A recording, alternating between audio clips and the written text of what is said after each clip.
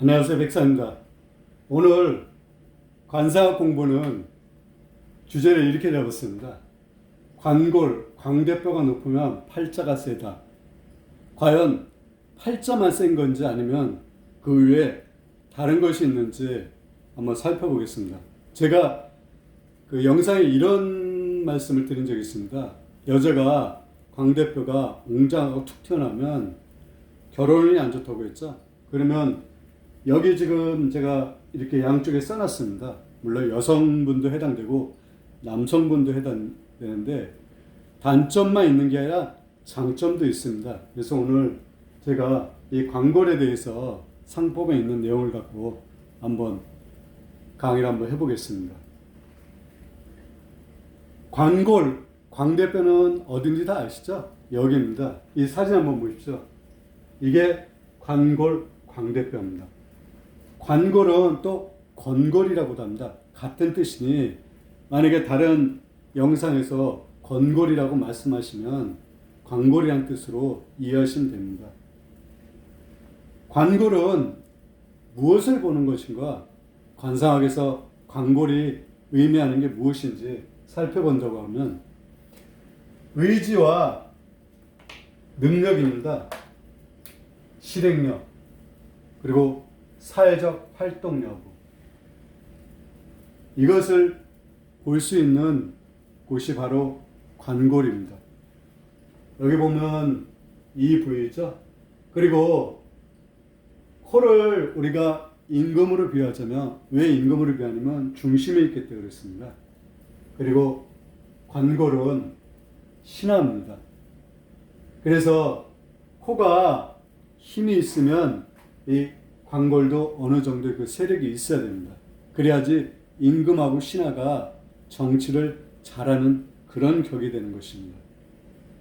반대로 코만 우뚝 솟고 관골이 없어서 평평하거나 꺼진 그런 관골은 임금이 고독한 격이 되는 것입니다.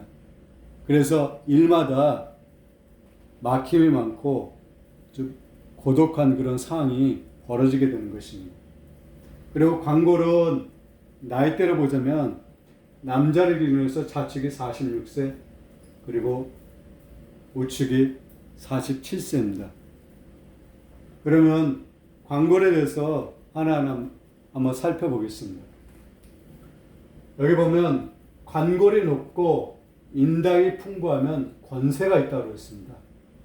이 관골은 권세를 볼 수 있습니다. 물론 권세를 보는 것은 눈도 권세를 볼 수 있습니다. 인당이란 것은 여기죠. 눈썹과 눈썹 사이. 인당, 다른 말로 명궁이라고 합니다. 이게 높고 이 인당이 풍부하다. 풍부하다는 건 꺼지지 않았다는 것이죠. 그리고 여기에 점이라든지 흉이 없어야 됩니다. 이런 사람들은 권세가 있다고 그랬습니다.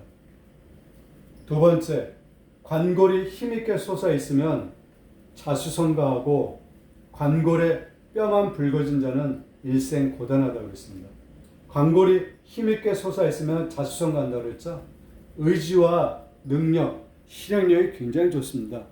뭔가 마음먹으면 꼭 해내려고 하는 그런 의지를 갖고 있습니다. 그래서 사회적 활동도 굉장히 왕성합니다. 관골이 솟은 사람하고 솟지 않은 사람하고 그 사회적 활동 여부를 본다고 하면 관골이 좀 솟은 분들이 사회적으로 활동이 좀 왕성하다고 보시면 됩니다. 그리고 관골에 뼈만 붉어진 자는 일생 고단하다고 그랬습니다. 관골이 솟으면 이 살이 이 뼈를 잘 감싸고 있어야 됩니다. 은은하게 솟은 게 좋은 관골입니다. 너무 솟은 것은 양이 지나친 것입니다. 지나친 것은 모자란만 못하다고 했습니다. 그래서 지나치게 되면 사회적으로 문제를 한 번쯤은 일으킬 수 있습니다. 꼭 사회적으로 문제만이 아니라 내 주변 사람과의 관계라든지 살아가면서 문제를 일으킬 수 있는 여지가 충분히 있는 것입니다. 그리고 세 번째, 관골이 횡은 옆으로 뻗은다죠. 이렇게 관골이 옆으로 이렇게 옆까지 쭉 뻗으신 분이 있습니다. 관골의 모양은 앞으로 이렇게 툭 붉어진 사람이 있고 여기까지 이렇게 강하게 관골이 솟은 사람도 있습니다. 그걸 말하는 것입니다. 이런 자는 성품이 흉악하고 범죄인 중에 이런 관골을 갖고 있는 분들이 굉장히 많습니다. 남성은 철을 이별하고 여성은 상부한다. 상부하는 것은 남편이 일찍 죽는다는 그런 뜻입니다. 그래서 행으로 강하게 솟은 것은 좋은 관골이 아닙니다. 그리고 네 번째, 양 관골이 힘있게 솟아있고 두 눈에 위험이 서려 있으면 패권을 장악한다고 했습니다. 관골이 솟고 눈에 위험이 있으면 패권을 장악한다는 것은 지금 따지게 되면 대권에 도전해서 성공할 수 있는 어떤 한자리 할 수 있는 그런 관골이라는 뜻입니다. 그리고 다음으로 살펴보자 그러면 관골이 높고 코가 풍성하고 융성하고 턱이 잘 받쳐주면 중년부터 말년까지 큰 복을 누린다고 했습니다. 이 관골이 높고 코가 풍성하고 융성해야 됩니다. 좀 크고 솟아 있어야 된다는 것이죠. 그리고 이 턱이 잘 받쳐주면 이 관골은 46세, 47세라고 그랬죠. 그래서 중년에 해당되는 겁니다. 중년부터 말년까지 큰 복을 누린다고 했습니다. 이 조건이 갖춰져야 됩니다. 그리고 관골이 높으나 턱이 뾰족하게 깎인 자는 중년까지는 그대로 지나나 일마다 순조롭지 못하고 말년에 의지할 곳이 없다고 했습니다.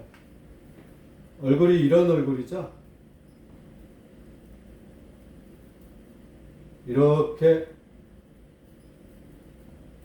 턱이 깎인 데다 관골이 쭉 붉어져 나온 이런 얼굴이죠.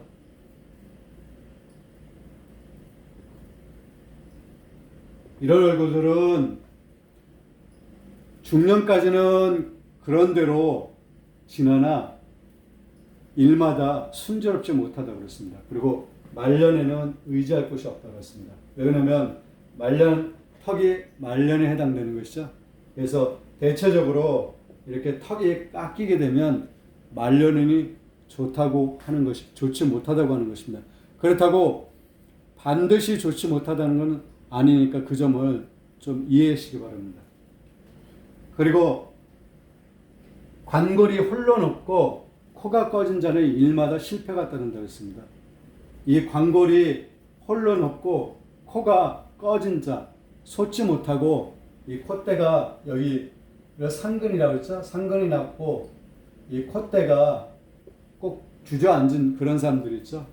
이런 사람들은 일마다 실패가 따른다고 그랬습니다. 왜 그런가 하면 이 코는 임금이고 관골이 신하인데 임금이 세력이 약한 것이죠.